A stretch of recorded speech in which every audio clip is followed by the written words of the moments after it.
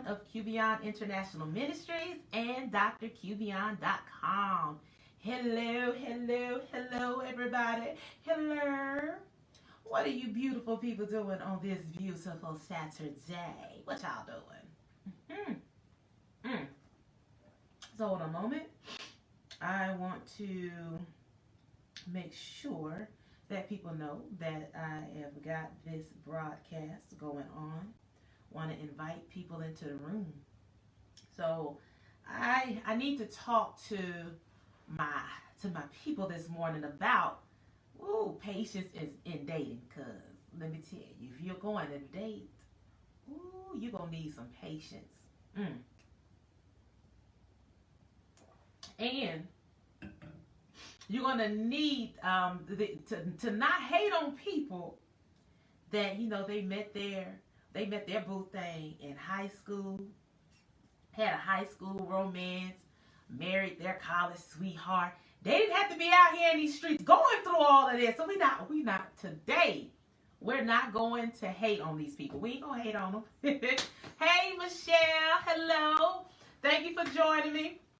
And we're not gonna hate on those people today, even though let me be real. I kind of feel some kind of way. Jesus, why I got to go through all of this stuff?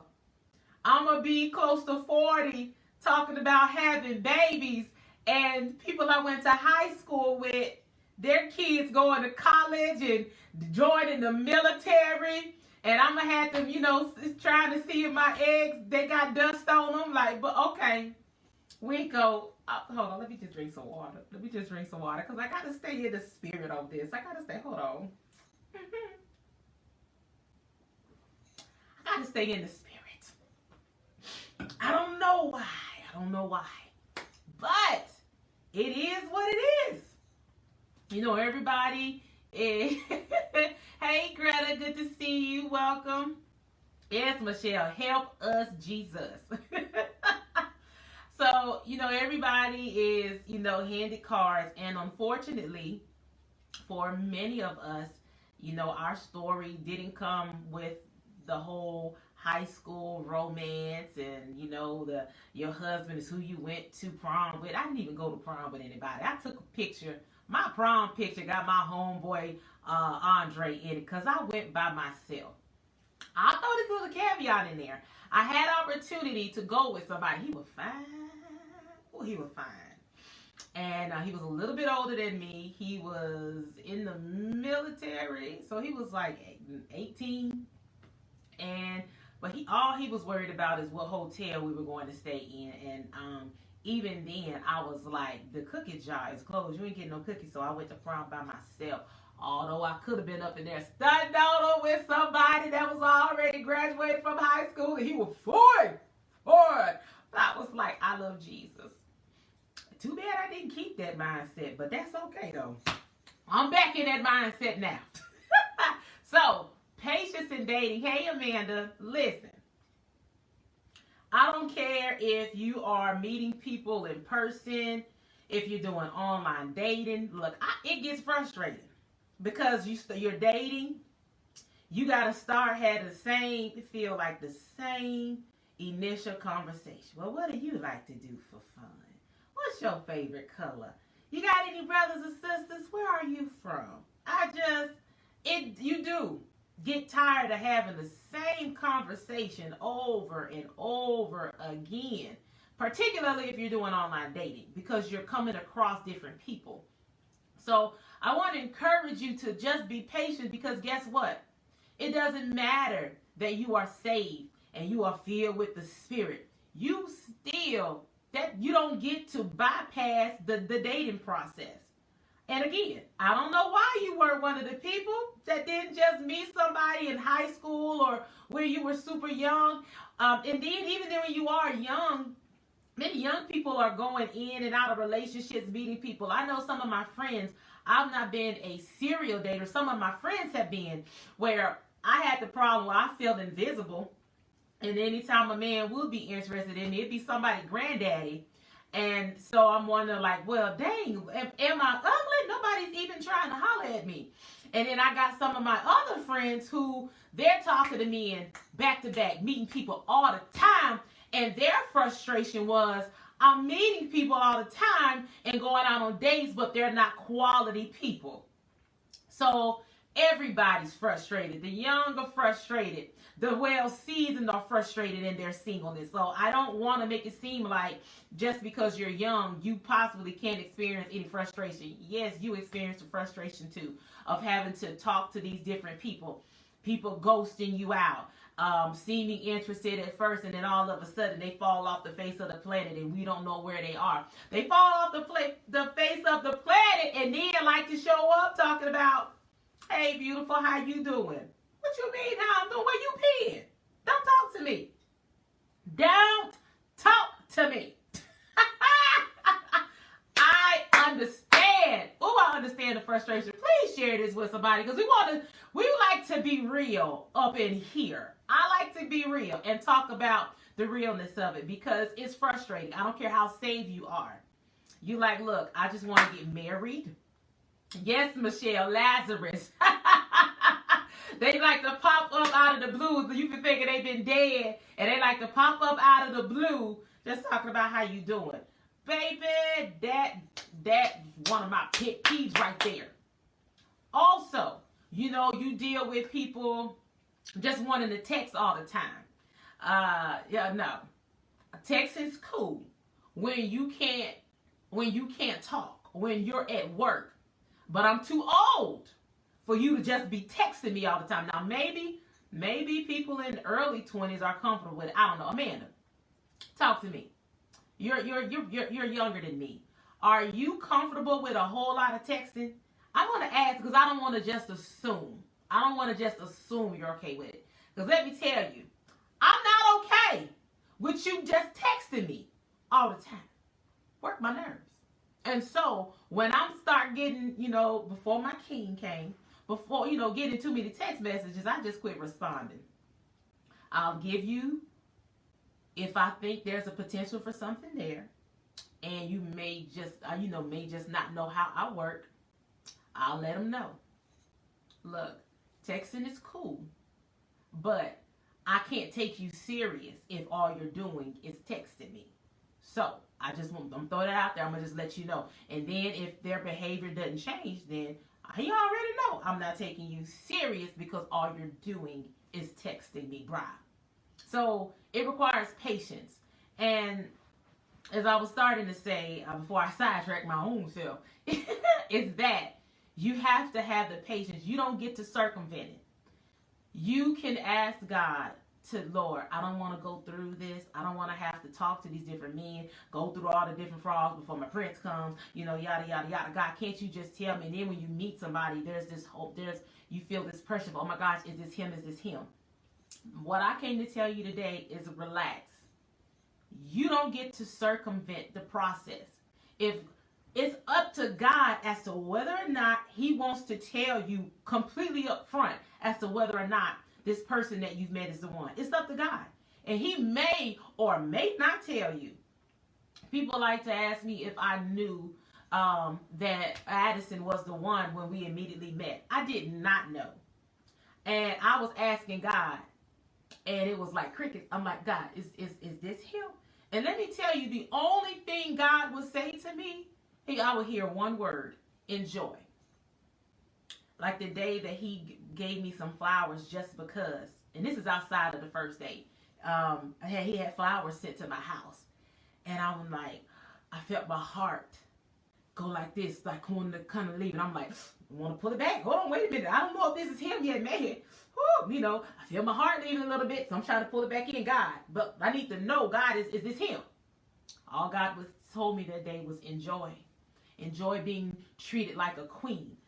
That's all you got to say to me, God. No, look, Lord, I need to know because I ain't trying to waste no time. Jesus, I'm already in my late 30s, God. I need to know if this is him. Crickets. Holy Spirit wouldn't say nothing to me. Then, because of what I do and I teach about, I've been talking about this wedding season.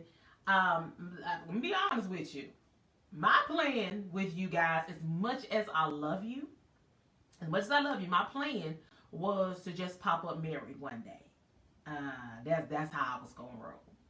Holy Spirit told me one day, I'm not going to tell you whether or not he's the one until you tell the people you're dating. I'm like, God, I don't want to tell people that I'm dating, because what if this not him? Then you're going to have me out here in these streets. I don't want to go through all that, God. Like, how about I don't say nothing until I know? And I know when I got a ring on my finger and I done said I do. How about we do it that way? That was my plan. I'm sorry. Don't be offended. I just want you to know, like that. I didn't want that pressure on me. And so, and what he showed me, Raven, don't say thank you, Holy Spirit, because I did not want to do it.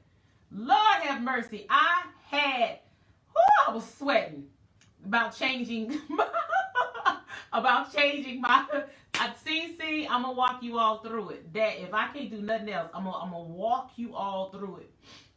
So I was sweating about changing my relationship status. Oh, I didn't want to do it. And I did.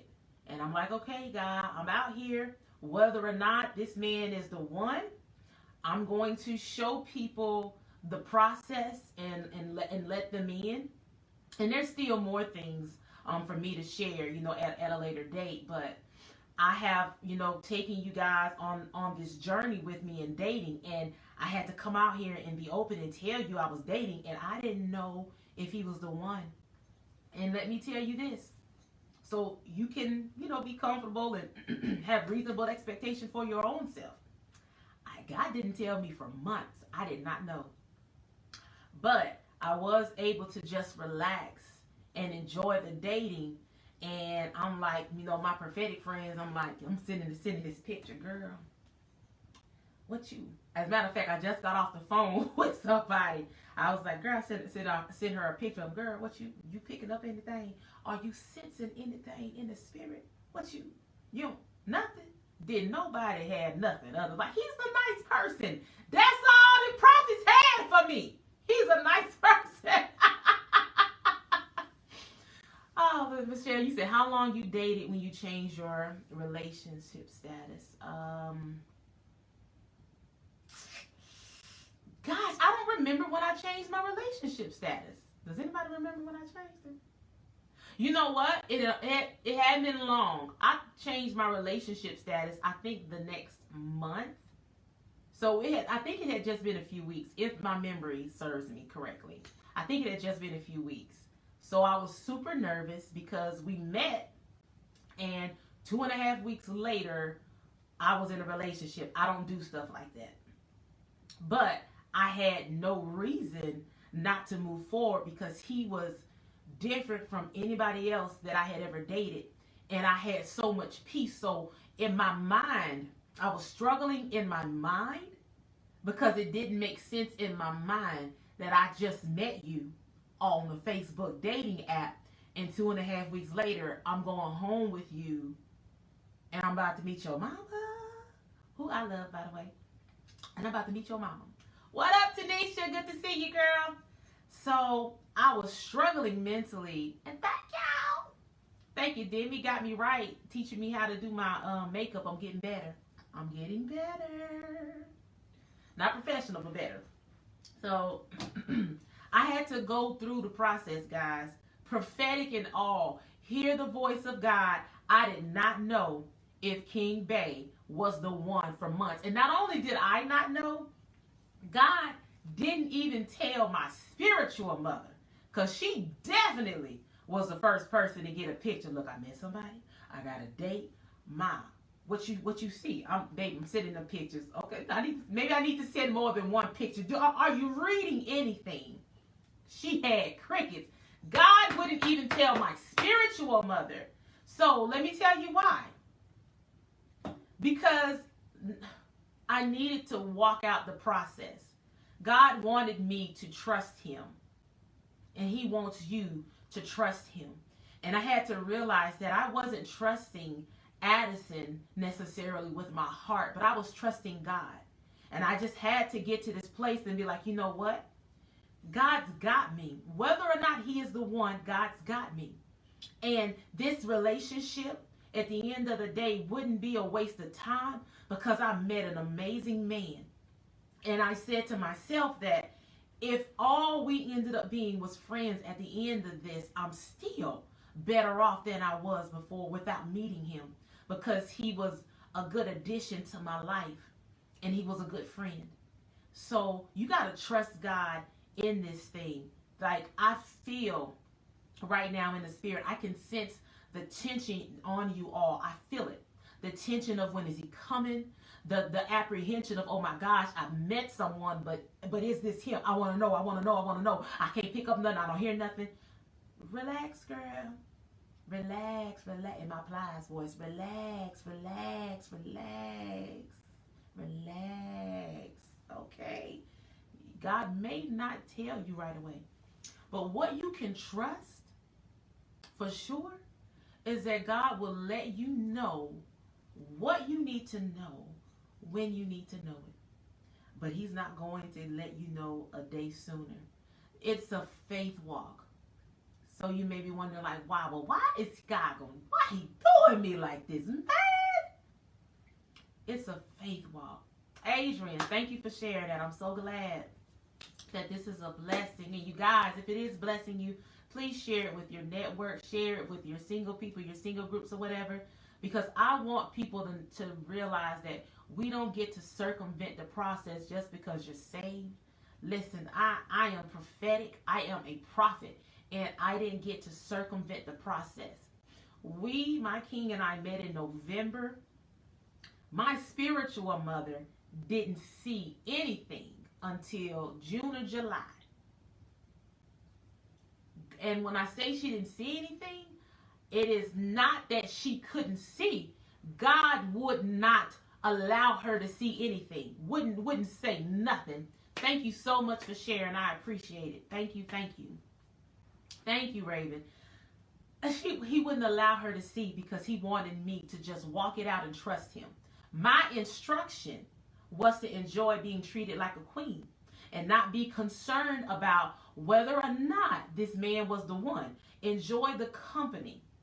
And it was nice having someone to talk to. And I understand it's scary. There was this whole push of, oh, I like him. I feel my heart go, oh, wait a minute. I don't know yet if this is him. Oh my gosh, I enjoy spending time with him. Oh, wait, I don't know if this is him yet. And so you got to find that balance, because you don't want to just be reckless and completely go out into the deep end and you don't know if this person is the one. But at the same time, you don't want to apply so much brake that you are a hindrance to the relationship and you're putting the brake on so much you can't go anywhere and you have no idea as to whether or not this man is the one, because you got so much brake on. Who am I talking to? Who am I talking to? Who am I talking to? So you got to find that balance.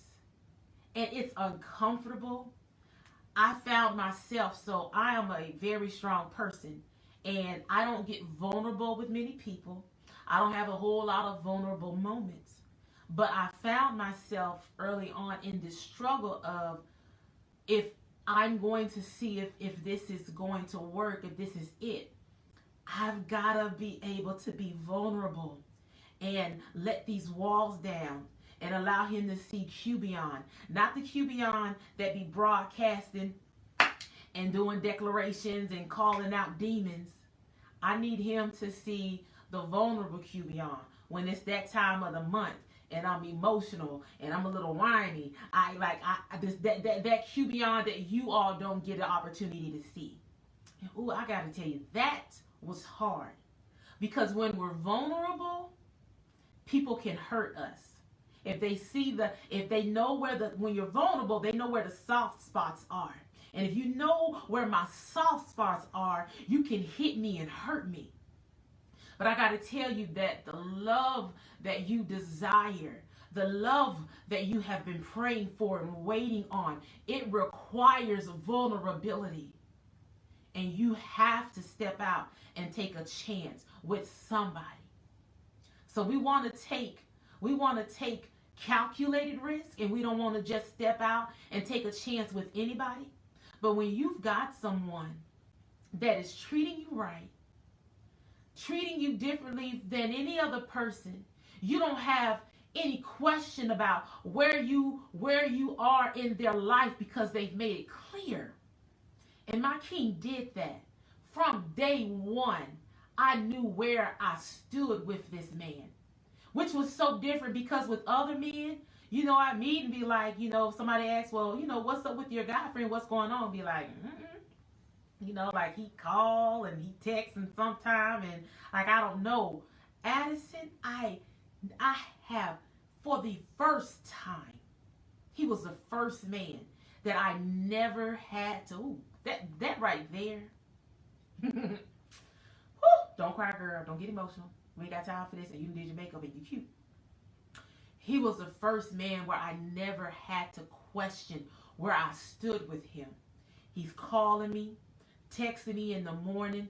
But when we were ending our first date, he was talking about seeing me again, which was unusual. So when I didn't have to go home and wonder if he had a good time like I had a good time.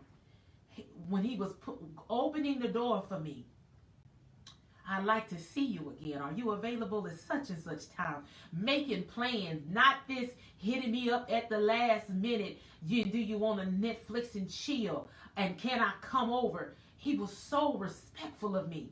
And so he was so different from other people. I had no reason. Hear me, because this is what you need to know.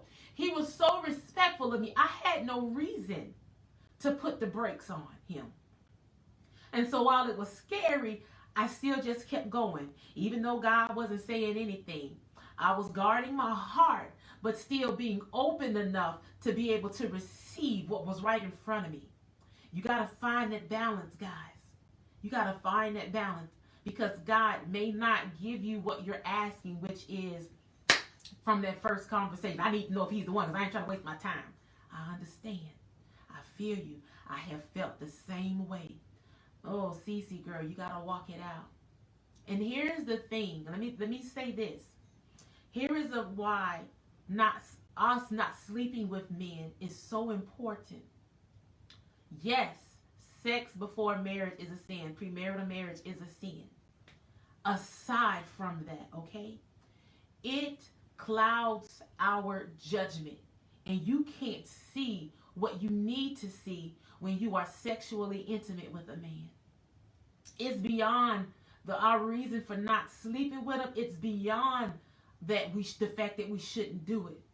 You need to be able to see what's going on, and your discernment is tainted when your soul becomes entangled because you slept with a man. Do you hear what I'm saying? And I'm not on here trying to judge anybody for what you're doing, because I have told you all. I have not always waited well, and I have most definitely sinned and fallen short of the glory of God. By the grace of God, my King and I are doing good, because I said that this time I was going to get it right.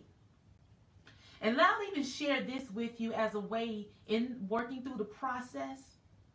Early on, I did let him know. Now, I didn't tell him when we were talking on the Facebook dating app that I was abstinent. And I also didn't tell him over dinner. Here is what I did. Let me share this with you. I think you got to find the balance of sharing with the man that you're abstinent. You don't want to come right out the gate with, look, my name is Cubion, and I'm not sleeping with you. You're not going to see it. You're not going to smell it. You're not going to taste it. You ain't about to do none of that. Chill. Relax. Chill, okay? Let's not come out the gate all hard. And at the same time, you don't want to wait too long. So what I did, this is just me. This isn't Bible. This is just Cubion.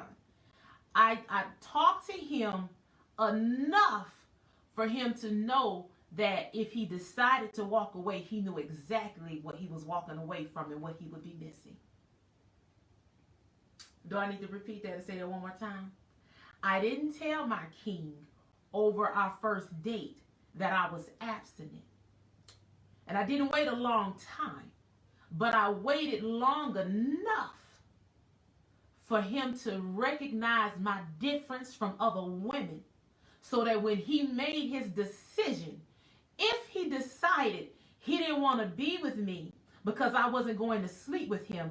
And when he will walk away, he would know exactly what he was walking away from. Because you might walk away because I'm not going to sleep with you. But when you walk away, you're going to know that you're walking away from a good woman.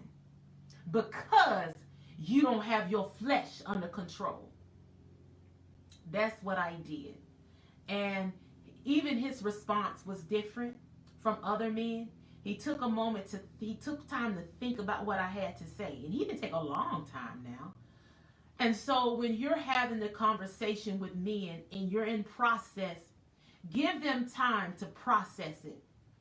If they don't hop out with, oh, cool, no problem. I already been abstinent. There are so many people that are Christians who are sleeping around and they've not been practicing abstinence. So your king, the one that God even sends you, may not already be practicing abstinence. And I know people are telling you things differently, but I'm going to tell you, people are out here, they are saved, love God, but dealing with this, and they are sleeping around with people. Come on, CC, don't have the flesh under control. So he may not already, your king may not already have his flesh under control. So if that man is not already living in a life of abstinence, don't turn him away automatically. Because you can be the one and the reason he decides to switch and change things up and do the right thing. Give the man a chance. Give him a chance. Now, you know we already out here with these statistics and these numbers are not in our favor. Don't you turn away a good man just because his life is not perfect. Give him an opportunity. And also give him time to process the information. Give him time. Because if he's never been in a relationship where sex was off the table, he's got to really think about this. Give him time. Don't get upset if he says, I don't know if I can do this. I actually think a response of, I don't know, I can do this, is good. Because at least he says he's taking what you say seriously. And he wants to actually think about whether or not he can commit to it. My experience has been with the guys when I'm absent and they be like automatically or like, shit, no problem. That ain't no problem. They are the ones that it has been the most a problem because they didn't count the cost. So give that man time to count the cost of what it is like to be in a relationship with you and not be able to touch you.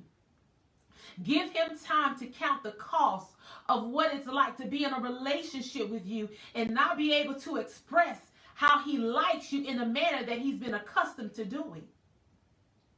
But when he is for you, can I say some things to you? When that man is for you, when he recognizes your difference from other women, that man will take the time and say, you know what, I've never done it. And I know it'll be hard, but I'm willing to give it a chance because I don't want to lose you. And if being with you means I need to wait, I feel the presence of God. And if being with you means I got to get my flesh under control, then I'll do it because I want to be with you. And also, that man that loves God but is not as deep spiritually as you, that man will say, I also know and recognize that it's the right thing to do, but I've never made myself do it. I've never met another woman that made it important, and so I've never done it, but I'm willing. I'm willing to do the right thing with you. But give him time to process it. This right here is so important. Give that man time to process it. He might need a couple of days to think about it. It's a huge commitment, especially if you're older, because that means you've probably had a lot of partners and you've not gone and you've not had to go without sex. And if you've been sexually active, it is challenging because your flesh is accustomed to receiving something and you're going to take it off the table. You know what it's like when you're accustomed to eating a certain way and you decide, to go on a diet.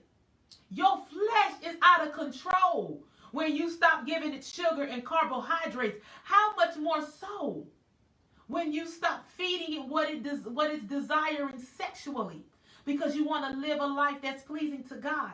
And so it's a good thing that he takes it seriously and just wants to take a moment to process it.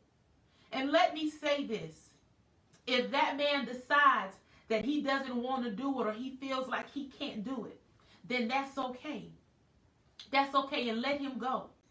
Let him go. You're not at a loss. He's the one at a loss. You're the gem. You're the good thing. Come on. Let him go. You, any man, do you hear me? Any man that walks away from you because you say, I need to do what is pleasing to God, baby, that's not it. So I don't want you to be sad. I don't want you to be crying over him, because you've not lost anything. The man that God has for you, even if he's not as spiritually mature and deep as you, will recognize the difference in you from other women, and he will get in alignment, and he will be okay with waiting for sex until marriage. And here's another beautiful thing about it. Because you have taken that off of the table, he's not going to play with you. He's not going to be trying to date you for 5 years beforehand, because he ain't getting no nookie until he put a ring on it and say, I do. It's a motivation. Let me be real. It's motivation. Now, we don't do it for the sake of manipulation. It is not to manipulate a man, so don't even cross over into that. The purpose needs to be because I want to live a life that's pleasing to God. That's what the purpose needs to be. So don't use it as a manipulation tool to get to the altar.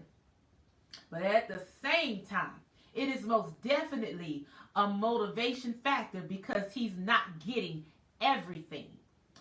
You've heard the saying, what's the point of buying the cow when you're getting the milk for free? I think that is still applicable to this day. And if by doing this early on, you've not set up a whole bunch of, you've not developed a soul attachment with the man, you don't have a whole lot of history, so if it doesn't work out, it's much easier for you to go on about your business and try it again with somebody else. It makes it much easier. We take ourselves through things by getting involved with people, getting emotionally entangled, getting sexually entangled.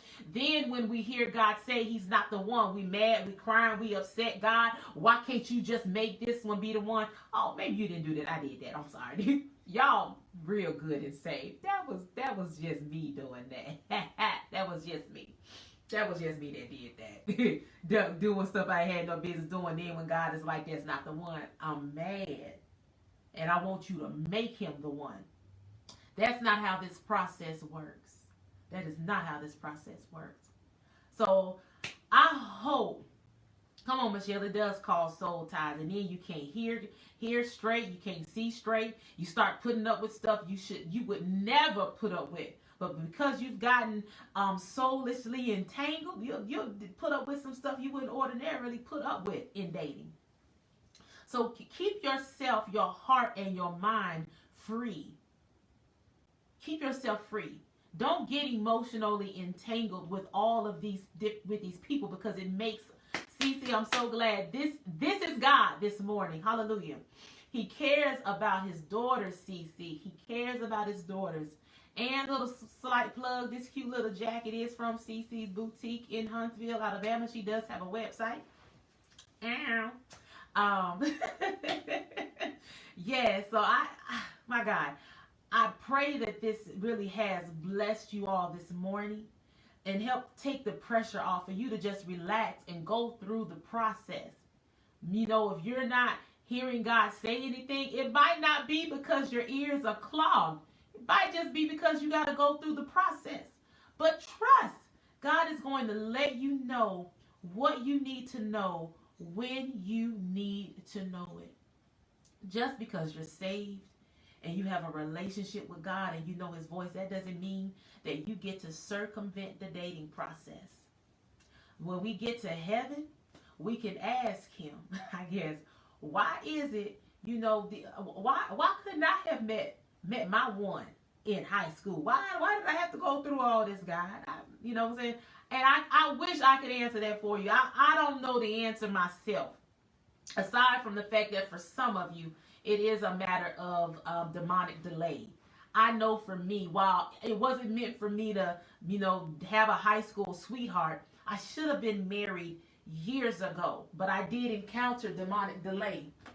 And so, if you haven't already, I wrote a book. I released this a few months ago, 21 Days to Marital Breakthrough, Destroying Demonic Delays to Your Marital Destiny. If you feel like you're encountering demonic delay to your marital destiny, this book is for you. In this 21 days, I help you walk through this process because I know that I was dealing with generational curses. I meet somebody, it wouldn't go past 3 weeks or 3 months. Nothing was happening. And I broke, hallelujah, I broke the demonic delays to my marital destiny. And I am now dating my king. And I'm looking forward to updating you all when I got a ring on it. Hey, it is available on my website at drcubion.com or on Amazon. And I'll give you this little information. You can get it on Amazon and get free shipping, which is cheaper. However, if you order it from my website, I will sign your book, and I normally ask God what to say to the person that ordered it. So, and you have to pay shipping on my website. So you choose whichever is best for you, and it is also available on Kindle. Thank you, Michelle. I appreciate you. Michelle has the book and has read it. Before I go, does anybody have a question for me? I do want to give you an opportunity to ask, even if it's something about my dating process with my king. I'm trying to be an open book and just be a blessing because this is huge. And I don't know if you heard, but it's wedding season. Yes, hallelujah. It's wedding season. Not only for me, but for you, my God, for so many of God's daughters. It's time. It is time. Your king is on the way. You just need to make sure that you are ready. And oh my gosh, I almost forgot. So God has mandated me with preparing women for their marriage. And so I just launched this month Helpmeet Prep Academy Mentoring Program. And so the women in this program, I have the privilege and opportunity of not only preparing you for your king, but I have the privilege of being able to walk these women to the altar and walk you through your dating process. Hallelujah. And I'm pouring into these women. Enrollment is now open. You can enroll and register for it on my website at drcubion.com. Click on coaching. You will see the link there. That link, just FYI, will change in the future. But for right now, that is how you register.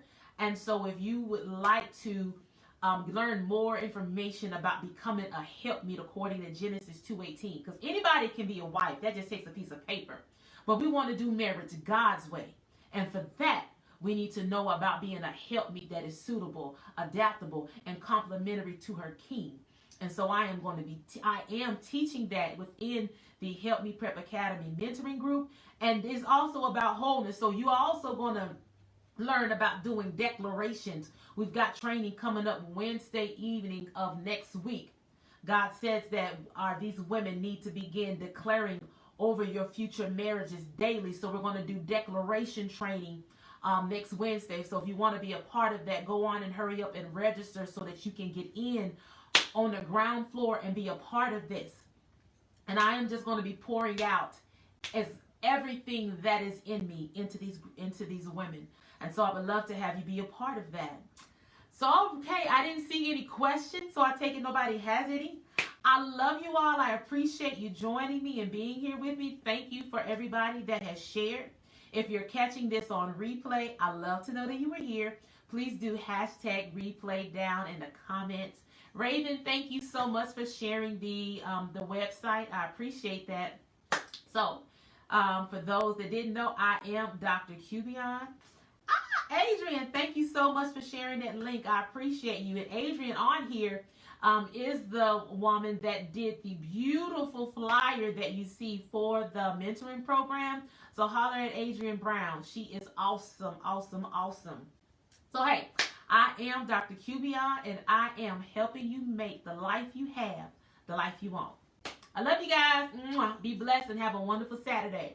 I'm about to go call my man and see what he doing. Hey, and when you meet your man, I want you to inbox me, let me know so that I can be praying with you about that. And I want to make sure that I capture your testimony because it's wedding season, baby. It's wedding season. All right, I'm going for real now. Bye.